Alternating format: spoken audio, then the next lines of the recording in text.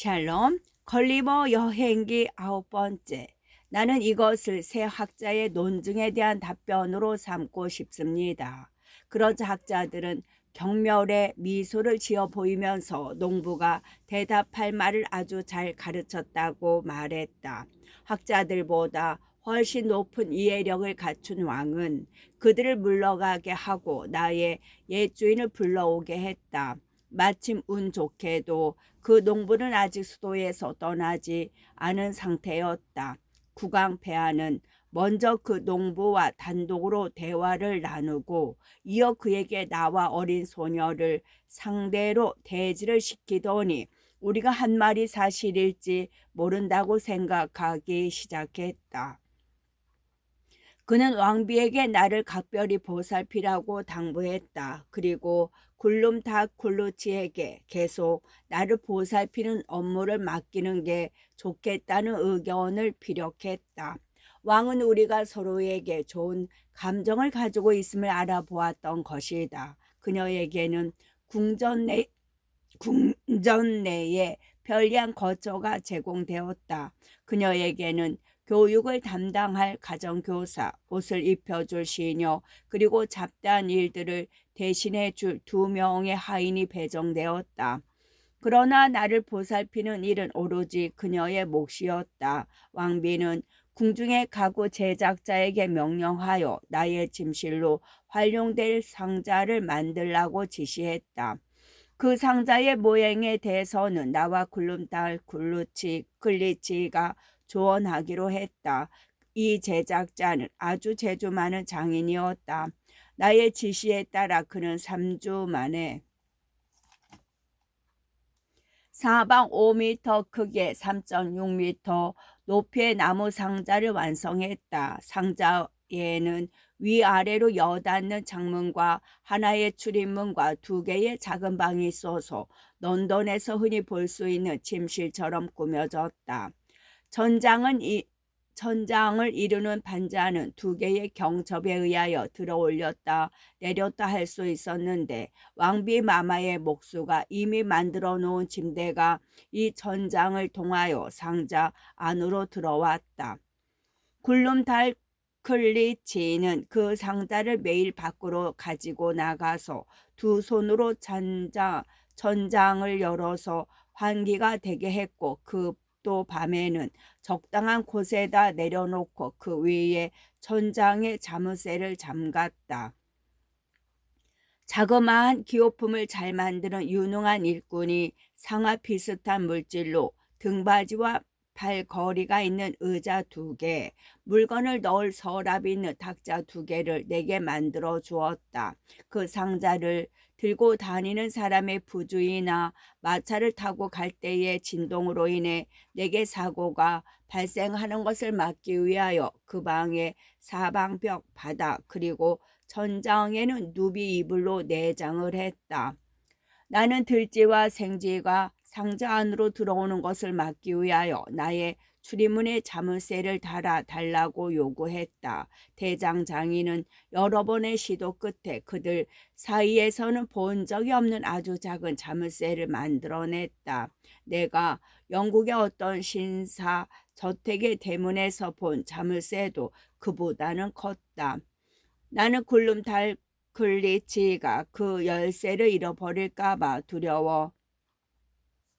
두려워서 가능한 한 그 열쇠를 내 호주머니 속에 보관하려고 애썼다. 여왕은 내 옷을 만들어 주기 위해 가능한 한 얇은 비단을 준비하라고 지시했다. 그 두께는 영국 담요보다 더 두껍지는 않았지만 아주 거추장스러워서 적응하는데 좀 시간이 걸렸다. 옷들은 거인국의 패션에 맞추어 지어졌는데 일부는 페르시아식이고 일부는 중국식이었다. 아무튼 아주 진지하고 단정한 옷이었다. 왕비는 나와 함께 있는 것을 아주 좋아하여 내가 없으면 식사를 못할 정도였다. 나는 왕비 마마가 식사하는 식탁 위, 그러니까 왕비의 왼쪽 팔꿈치 바로 옆에 준비된 식탁과 의자에 앉았다. 굴룸달클리치는 나를 도와주고 보살피기 위하여 내 식탁 옆 바닥에 설치한 등받이 없는 자그마한 의자에 앉았다. 나는 은제 식기와 접시 한 벌, 그리고 기타 필요한 식기들을 지급받았다. 그 식기들의 크기는 왕비의 그것과 비교해 볼 때 내가 런던 장난감 가게에서 보았던 어린아이 집에 가구만 했다. 어린 보모는 이 식기들을 은제 박스에 넣어 그녀의 호주머니에 보관하고 있다가 식사 때마다 내가 요구하면 꺼내 주었다. 내 식기의 설거지는 언제나 그녀가 했다. 왕비는 두 공주하고만 식사를 했는데 한 공주는 16세였고 그 밑에 공주는 13살 1개월이었다. 왕비 마마는 가끔 자그마한 고기 한 점을 내 접시 위에 내려놓았는데 나는 그것을 잘게 썰어 먹었다. 왕비는 내가 그런 식으로 먹는 모습을 보고서 아주 즐거워했다. 왕비는 소화가 잘 안 된다고 하지만 그녀가 식사 때 먹는 한 입은 영국 농부 12명의 한 끼 분량이었다. 그것은 때로 아주 구역질 나는 광경이었다. 그녀는 종달새 날개를 뼈채로 이빨 사이에 넣어 와드득 씹어 먹었는데 그 크기는 다 자란 칠면조 날개의 9배나 되었다. 그리고 12펜스짜리 빵 2개만한 빵 덩어리를 한 입에 해치웠다. 음료는 대형 술통보다 큰 컵으로 한 입에 다 마셔버렸다. 그녀가 사용하는 나이프는 자루가 달린 낫 2배의 크기였다. 스푼, 포크, 기타 식사 도구들도 그와 똑같은 비례의 크기를 갖고 있었다.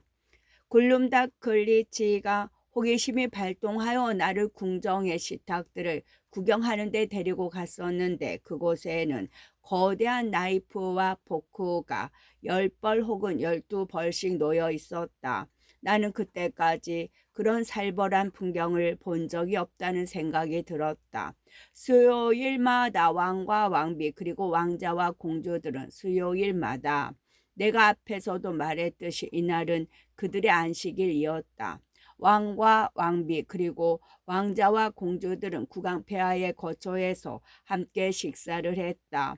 나는 이제 그 식사에서 총애를 받는 단골 손님이 되었다. 이런 행사에서 나의 자그마한 식탁과 의자는 국왕 왼쪽 편 소금통 바로 옆 앞에 배치되었다. 이 군주는 나와 대화를 나누는 것을 특히 즐겼다. 유럽의 풍습, 종교, 법률, 행정, 학문 등에 대하여 질문을 했고 나는 내 능력이 닿는 범위 내에서 가능한 한 성실하게 답변했다. 왕의 이해력은 뛰어났고 판단력은 정확하여 내가 말한 것에 대하여 아주 현명한 의견과 논평을 내놓았다. 지금 고백하는 바이지만 나는 사랑하는 조국에 대하여 너무 많은 말을 했다. 가령 우리의 무역, 바다와 육지에서의 전쟁, 종교의 분열, 국가 내의 정당 등을 자세히 말씀드렸던 것이다. 하지만 왕은 자신이 받은 교육의 편견이 작용하여 나를 오른손 손바닥 위에 올려놓고 왼손으로 나를 부드럽게 쓰다듬으며 웃음을 참지 못하고 크게 너털 웃음을 터뜨렸다. 그러면서 내가 휘그 당인지 혹은 토리 당인지 물었다.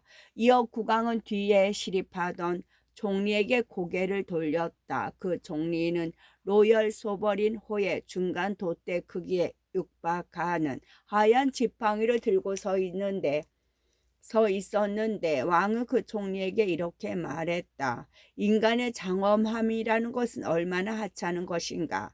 저처럼 작은 벌레만한 사람들도 흉내를 내나니 말이오. 왕은 이어서 이런 말도 했다. 그렇지만 이 작은 사람들도 그들 나름대로 명예를 구분하여 자귀를 내릴 거요. 자그마한 동우리와 도구를 만들어서 그걸 주택이며 도시라고 부르기도 하고요. 저들은 옷이나 마차로 뻐길 거요. 저들도 사랑하고 싸우고 논쟁하고 속이고 배신할 거요. 왕이 이렇게 말을 하는 동안 나는 얼굴이 여러 번 붉으락부르락해졌다. 기술과 무기의 주인이고 프랑스의 채찍이며 유럽의 중재자이고 미덕, 경건, 명예, 진실의 중심지이고 온 세상의 자부심이고 부러움이 나의 고상한 조국을 그렇게 경멸하는 식으로 말하다니. 하지만 나는 그런 피해에 분개할 처지에 있지 않았다. 그리고 깊이 생각해 보니 과연 내가 피해를 보았는지 의문이 들기 시작했다. 여러 달 동안 거인들을 쳐다보고 대화하는데 익숙해지고 또 그들의 크기에 맞추어 사물을 바라보면서 그들의 덩치와 모습에 대하여 내가 처음 느꼈던 공포는 서서히 사라졌다.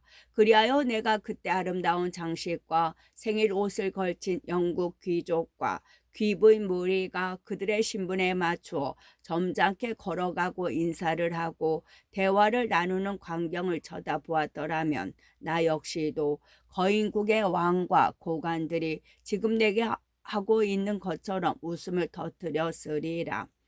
또 왕비가 나를 손 위에 올려놓고 나와 함께 큰 거울 앞에 서서 우리 두 사람의 모습이 거기 나타날 때 나 또한 나 자신에 대하여 미소를 억누를 수가 없었다.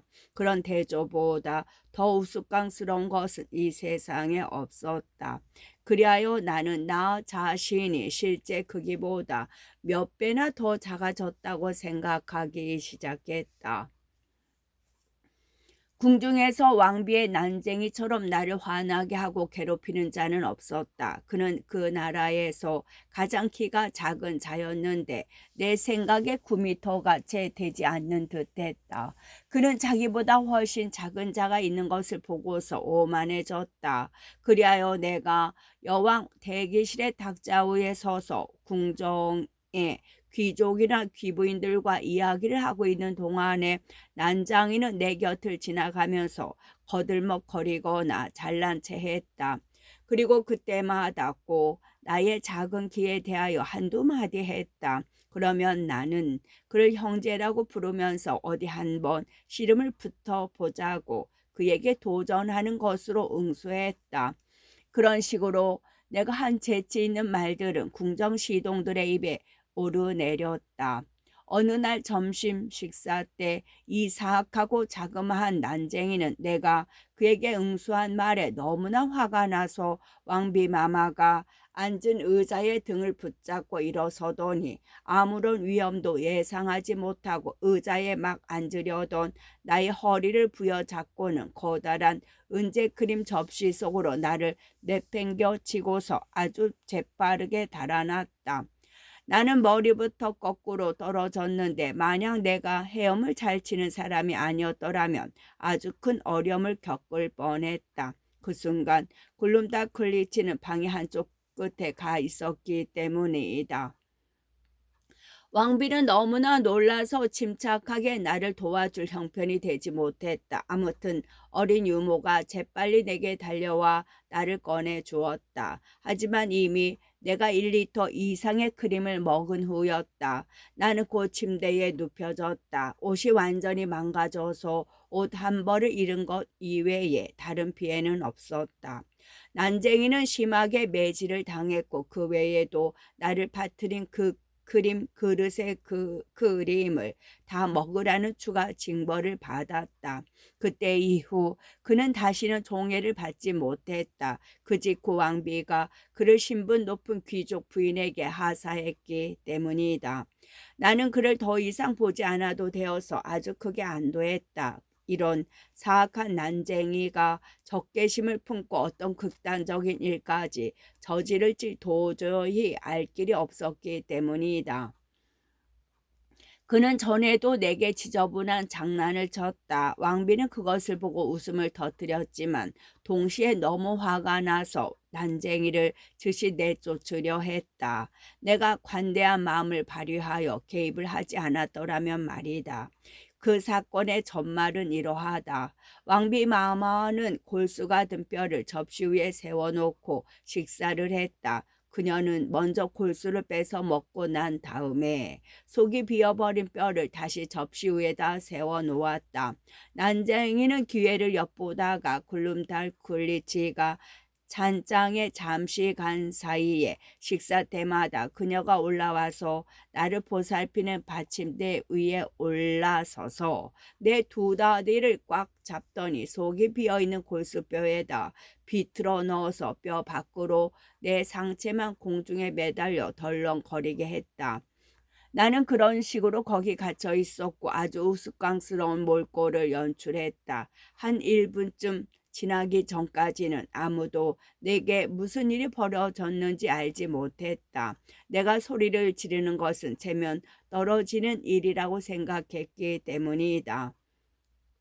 그러나 군주들은 뜨거운 음식을 먹는 법이 거의 없기 때문에 내 두 다리는 되지 않았고 단지 양말과 바지만 더럽히고 말았다. 난쟁이는 내가 간청하여 심한 매질 이외에 다른 벌은 받지 않았다. 나는 종종 왕비로부터 겁이 많은 사람이라고 놀림을 받았다. 그녀는 내 조국의 사람들도 나처럼 심한 겁쟁이냐고 묻곤 했다. 그런 말이 나오게 된 계기는 이러하다. 영국에는 여름에 파리가 장궐했다. 이 혐오스러운 벌레는 종달새만한 크기였는데 점심 식사를 위해 앉아있는 나에게 조금도 쉴 틈을 주지 않았다. 그놈들은 계속하여 내 귀 주변에서 웅웅거리고 붕붕거렸다. 내 음식 위에도 가끔 내려앉아서 혐오스러운 배설물이나 알을 깠다. 그런 것들은 그 나라의 원주민들 눈에는 전혀 보이지 않았으나 내게는 아주 잘 보였다. 거인국 사람들의 시력은 내 눈처럼 그리 날카롭지 않아 미세한 사물들을 잘 보지 못했다. 때때로 그 파리들은 내 코나 이마에 딱 달라붙어서 급소를 질러댔는데 아주 고약한 냄새를 풍겼다. 과학자들에 의하면 파리들은 급할 그때 끈끈한 물질 덕분에 천장을 걸어 다닐 수 있다고 하는데 나는 그 지저분한 물질의 흔적을 금방 알아볼 수 있었다. 나는 이 혐오스러운 파리들로부터 나 자신을 보호하기 위해 야단 법석을 떨었고 그놈들이 내 얼굴을 향해 날아올 때에는 깜짝 놀라지 않을 수 없었다. 난쟁이는 우리나라의 어린이들이 그렇게 하듯이 이런 파리들을 몇 마리 손에 잡아서 나를 놀라게 할 목적으로 갑자기 그 파리들을 내 코앞에 놓아주어 왕비를 즐겁게 했다. 나의 대책은 공중에 날아가는 파리를 칼로 베어 버리는 것이었다. 그러면 나의 날렵한 칼솜씨를 다들 칭찬해 주었다. 어느 날 아침의 일로 기억한다. 글룸달클리치는 내가 든 상자를 창문에다 내려놓았다. 평소 날씨가 좋으면 그렇게 했듯이 내게 콧바람을 쐬어주기 위해서였다. 영국의 새장처럼 창문에 못에다 내 상자를 걸어두는 일은 결코 하지 못하게 했다.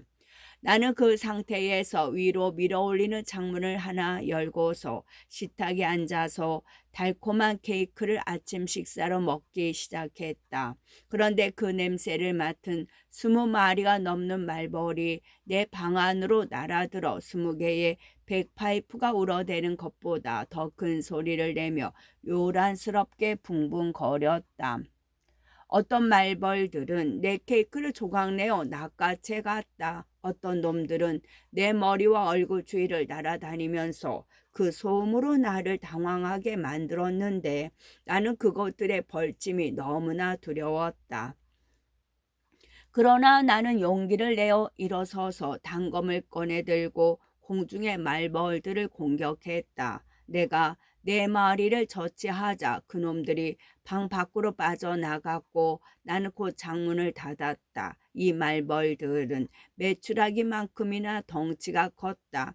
나는 말벌의 침을 뽑아냈는데 길이가 약 4cm 정도였고 바늘처럼 날카로웠다. 나는 그것들을 잘 보관해 두었다가 유럽의 여러 지역들에서 다른 신기한 물건들과 함께 사람들에게 구경시켰다.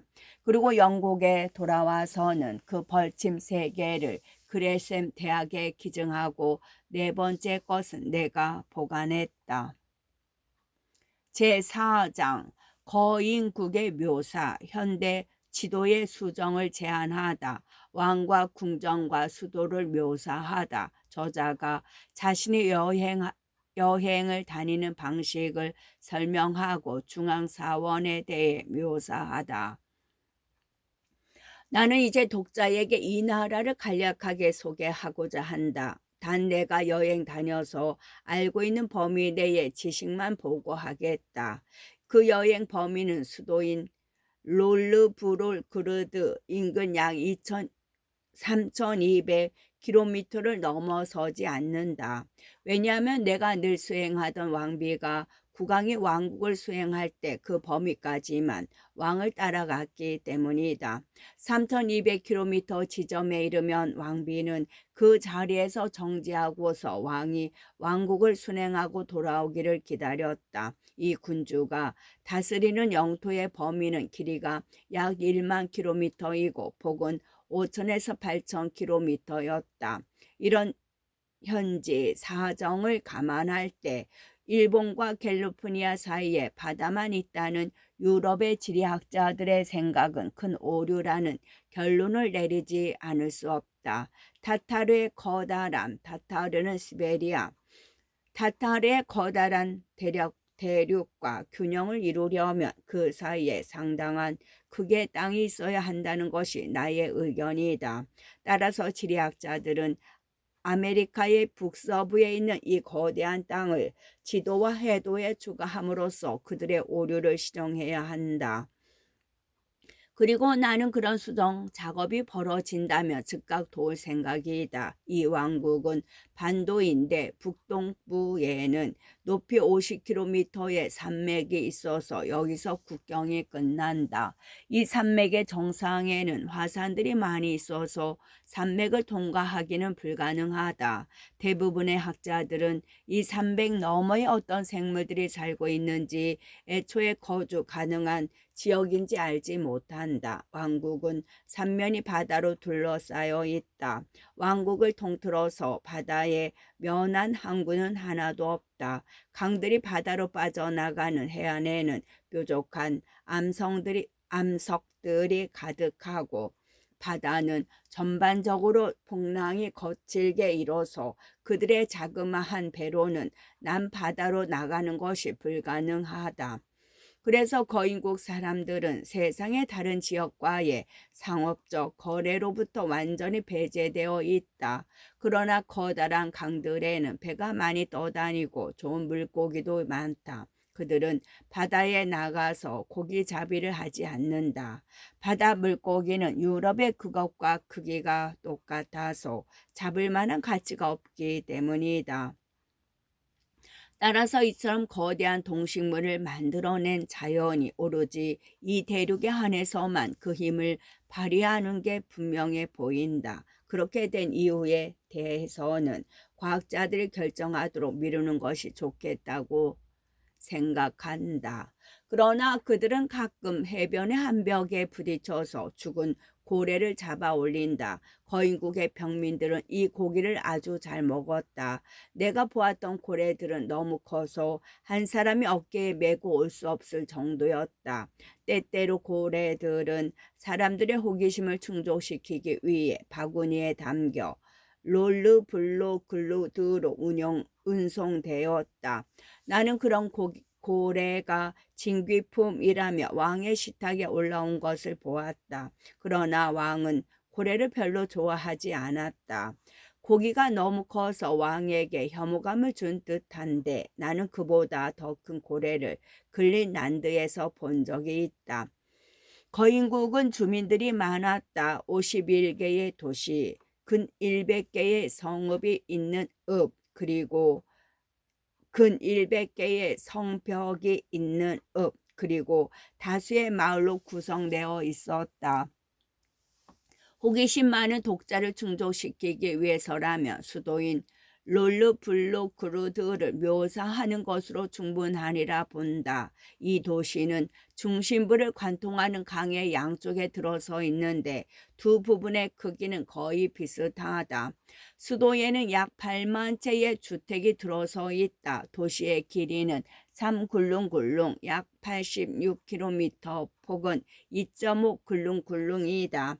이러한 단위는 국왕의 명령으로 작성된 지도를 가지고 내가 직접 측정한 수치이다.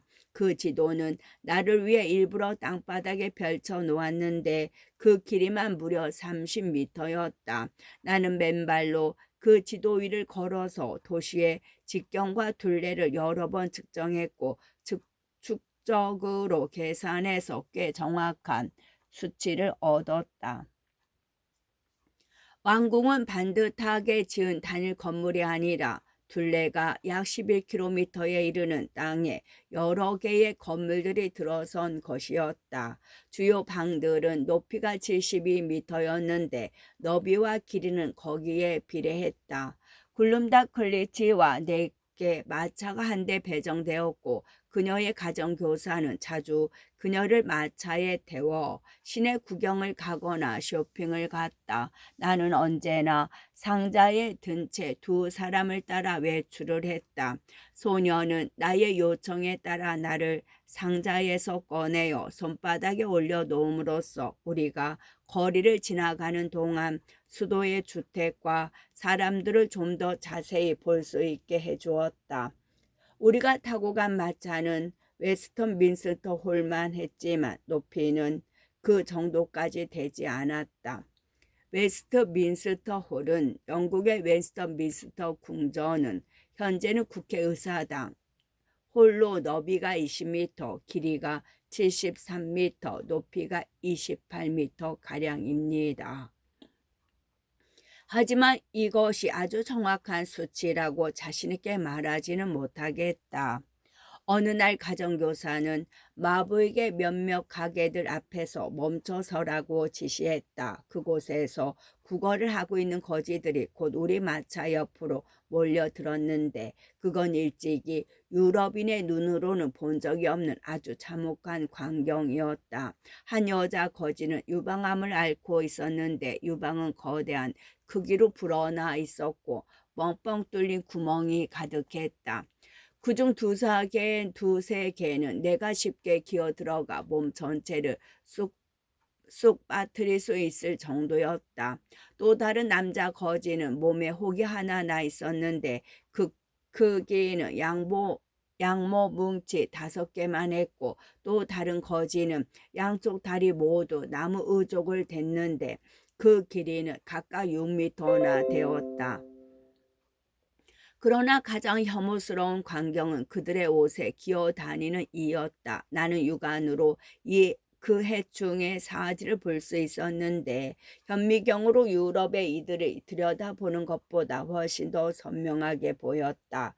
이들은 마치 돼지처럼 주둥이를 앞으로 내밀면서 기어다녔다. 내가 육안으로 목격한 최초의 이들이었다. 만약 내가 해부 도구를 갖고 있었더라면 불운하게도 나는 그 도구를 배에다 놔두고 왔다. 그 일을 한 마리 해부해보고 싶을 정도로 마음도 들었다. 하지만 그 광경은 너무나 역겨워서 나는 속이 심하게 울렁거렸다.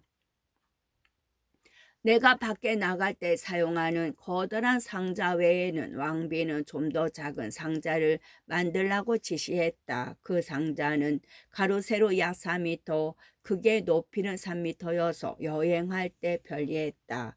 커다란 상자는 글룸달클리치의 무릎 위에 올려놓기에는 좀 불편했고 마차 내에서도 다소 번거로웠던 것이다. 작은 상자는 큰 것을 만든 기술자가 제작했는데 나는 전체 제작 과정에서 지시를 내렸다. 이 여행용 상자는 사면 중 3면의 중앙 부분에 창문이 달려 있었고 창문에는 외부에 쇠 격자 장사를 하나 더 설치해 장거리 여행 중에 벌어질지도 모르는 사고를 미연에 방지했다. 창문이 없는 네 번째 면에는 두 개의 강력한 꺽쇠가 설치되어 있다. 내가 말을 타고 외출을 하고 싶어 할 때 나를 데리고 가는 사람은 그의 허리띠를 그 두 개의 꺽쇠 사이에다 집어넣어서 내가 든 상자를 허리에 단단히 고정시킬 수 있었다. 이 일은 내가 신임하는 진지하면서도 착실한 하인이 맡았다. 내가 순행에 나서는 왕과 왕비를 따라갈 때나 궁전의 정원을 보고 싶어 할 때나 궁정의 귀부인이나 장관을 방문할 때 글룸달 클리치가 몸이 불편하여 함께 할 수 없게 되면 이 하인이 대신 나섰다. 나는 곧 정부 고관들 사이에서 알려지고 존중을 받게 되었는데 나 자신의 능력보다는 국왕폐하의 종의 덕분에 그렇게 되었다고 생각한다. 여행 중에 내가 마차를 타고 가는 것을 피곤하게 여기면 말탄 하인이 나의 상자를 그의 허리에 묶어서 옆에는 쿠션에다 내려놓았다. 거기서 나는 상자의 삼면이 나 있는 창문을 통하여 그 나라를 자세히 볼 수 있었다. 나의 상자 안에는 야전 침대와 전장에 매단 그물 침대, 두 개의 의자와 바닥에 나사로 단단히 고정시킨 탁자가 있었다. 나사로 고정시킨 것은 말이나 마차의 움직임 때문에 내가 크게 흔들리는 것을 예방하기 위해서였다. 나는 바다 여행에 오래 숙달되어 있었으므로 때때로 마차가 심하게 요동쳐도 별로 당황하지 않았다. 나는 도시 구경을 하고 싶을 때면 언제나 여행용 상자를 이용했다. 굴룸달 클리치는 그 상자를 무릎 위에 올려놓은 채 그 나라 식으로 말하자면 일종의 지붕 없는 가마라고 할 수 있는 것을 타고 나갔다. 그 가마는 4명이 운반했고 옆에서는 왕비의 제복을 입은 두 하인이 호위했다. 자주 내 소식을 들은 시민들은 궁금증을 이기지 못하고 그 가마 옆으로 몰려들었다. 소녀는 그런 환호를 받아들여 가마를 멈추라고 말한 다음 나를 상자에서 꺼내어 그녀의 손바닥에 올려놓아 사람들에게 잘 보이게 했다. 나는 중앙 사원, 특히 그 사원에 소속된 탑을 보고 싶어 했다. 그 탑은 왕궁에서 가장 높다고 소문이 나 있었다. 그래서 어느 날 보모는 나를 그리로 데려갔는데 나는 상당히 실망한 채 돌아왔다. 왜냐하면 탑의 높이가 지상에서 시작하여 가장 높은 부분이 첨탑에 이르기까지 900m를 넘지 않았기 때문이다. 거인국과 유럽 국가들의 크기 차이를 감안해 볼 때 그 정도 높이는 그리 경탄할 만한 것이 되지 못했다. 비례를 따져볼 때 내가 정확하게 기억하고 있다면 솔즈베리 성탑의 전탑 높이에도 이르지 못하는 것이었다. 하지만 내 평생 동안 신세를 졌다고 생각하는 그 나라의 공정을 기하기 위해서 비록 이 유명한 탑의 높이는 대단한 것이 못되지만 대신 그 아름다움과 강건함으로 보충이 되고 있다는 점을 말해 두어야겠다. 벽은 30m 두께에 가로 세로 12m 되는 잘라낸 돌로 구축되어 있었다. 벽의 사면은 신들의 조각상이나 신물보다 더 큰 황제의 조각상으로 장식되어 있었고 각각 여러 군데에 벽감이 설치되어 있었다. 나는 그 조각상에서 떨어져 나온 손가락 하나를 발견했는데 땅에 떨어져 쓰레기 더미 사이에 감추어져 있었다. 그 손가락의 크기를 재보니 길이가 정확하게 123cm였다. 글룸달클리치는 그것을 손수건으로 싸서 호주머니에 집어넣고 집으로 가져가서 집에 보관한 장신구 더미에 넣어두었다. 그녀 또래의 소녀들이 대개 그러하듯이 그녀도 그런 장신구들을 좋아했다. 궁전의 주방은 아주 고상한 건물인데 전장은 아치형이고 높이는 약 180m였다. 거대한 솥은 런던 세인트폴 대성당의 돔 지붕에 비하여 10발자국쯤 작은 크기였다. 나는 귀국 후에 세인트폴 대성당에 이르러 올라가 그 크기를 재어 보았다. 궁전 주방의 받침새, 거대한 단지와 주전자, 새 고창에 꽂혀 회전하는 고기 덩어리와 그 외에 여러 가지 특별한 사항들을 여기에 묘사한다고 해도 좀처럼 믿어주지 않을 것이다. 엄정하게 비판하는 평론가는 내가 약간 과장을 하고 있다고 생각할 것이다. 모든 여행자들이 가끔 그런 의심을 받는다. 그런 비난을 피하기 위하여 나는 정반대로 너무 사실을 축소해서 기술했다. 그래서 이 여행기가 블롱딩데 이것이 그 왕국의 이름이다. 브롭딩덱 언어로 번역되어 그 나라에 전달된다면 왕과 신민들은 내가 그릇되게도 너무 왜소하게 그들 나라를 재현했다고 불평을 할 것이다. 국왕폐하는 왕실 마국간에 600마리 이상의 말을 유지하는 법이 없다. 그 말들의 키는 대체로 16m에서 18m이다. 하지만 왕이 국가기념일에 행차를 하게 되며 500기로 구성된 근익 귀병대가 호위했다.